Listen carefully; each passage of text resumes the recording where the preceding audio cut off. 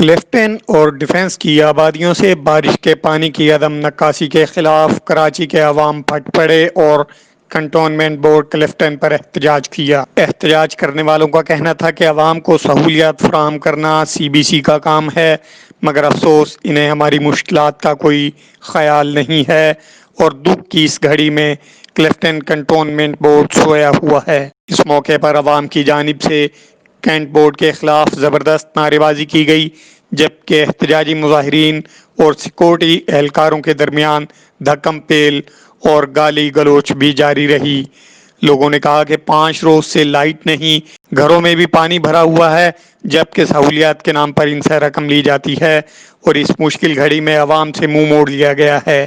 احتجاجی مظاہرین بیرونی گیٹ توڑ کر زبردستی کینٹ بورڈ کے اندر گھس گئے اور دفتر میں داخلے کی کوشش کی، مگر سیکورٹی اہلکاروں نے انہیں اندر داخل نہیں ہونے دیا۔ اس موقع پر خواتین کی بڑی تعداد بھی احتجاج میں شریک تھی۔